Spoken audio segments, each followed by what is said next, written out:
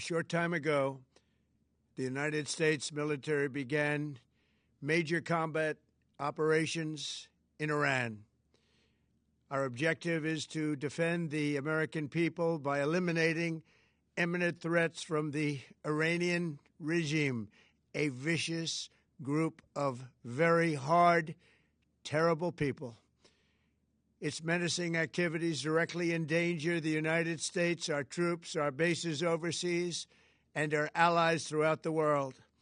For 47 years, the Iranian regime has chanted death to America and waged an unending campaign of bloodshed and mass murder, targeting the United States, our troops, and the innocent people in many, many countries.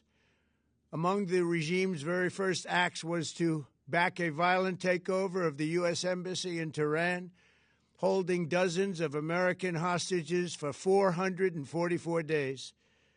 In 1983, Iran's proxies carried out the Marine barracks bombing in Beirut that killed 241 American military personnel.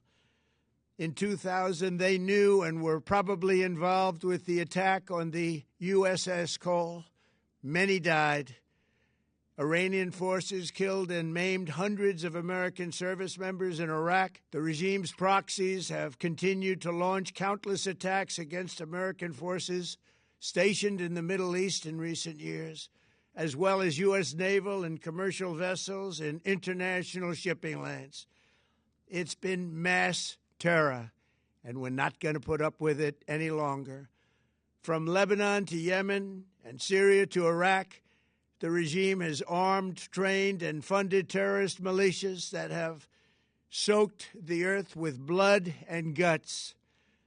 And it was Iran's proxy, Hamas, that launched the monstrous October 7th attacks on Israel, slaughtering more than 1,000 innocent people, including 46 Americans, while taking 12 of our citizens hostage. It was brutal, something like the world has never seen before.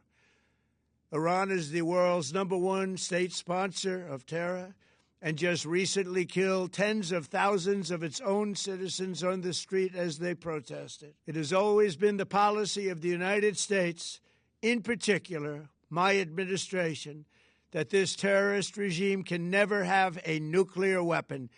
I'll say it again. They can never have a nuclear weapon. That is why in Operation Midnight Hammer last June, we obliterated the regime's nuclear program at Fordow, Natanz, and Isfahan. After that attack, we warned them never to resume their malicious pursuit of nuclear weapons, and we sought repeatedly to make a deal. We tried. They wanted to do it. They didn't want to do it. Again, they wanted to do it. They didn't want to do it. They didn't know what was happening. They just wanted to practice evil. But Iran refused, just as it has for decades and decades. They've rejected every opportunity to renounce their nuclear ambitions, and we can't take it anymore. Instead, they attempted to rebuild their nuclear program and to continue developing long-range missiles that can now threaten our very good friends and allies in Europe, our troops stationed overseas, and could soon reach the American homeland. Just imagine how emboldened this regime would be if they ever had and actually were armed with nuclear weapons as a means to deliver their message. For these reasons, the United States military is undertaking a massive and ongoing operation to prevent this very wicked, radical dictatorship from threatening America and our core national security interests. We are going to destroy their missiles and raise their missile industry to the ground. It will be totally, again, obliterated. We're going to annihilate their Navy. We're going to ensure that the region's terrorist proxies can no longer destabilize the region or the world and attack our forces and no longer use their IEDs or roadside bombs, as they are sometimes called, to so gravely wound and kill thousands and thousands of people, including many Americans. and we will ensure that Iran does not obtain a nuclear weapon. It's a very simple message. They will never have a nuclear weapon. This regime will soon learn that no one should challenge the strength and might of the United States Armed Forces.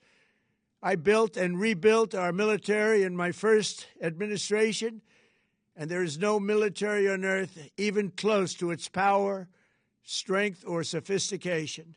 My administration has taken every possible step to minimize the risk to U.S. personnel in the region. Even so, and I do not make this statement lightly, the Iranian regime seeks to kill. The lives of courageous American heroes may be lost, and we may have casualties. That often happens in war. But we're doing this not for now. We're doing this for the future, and it is a noble mission.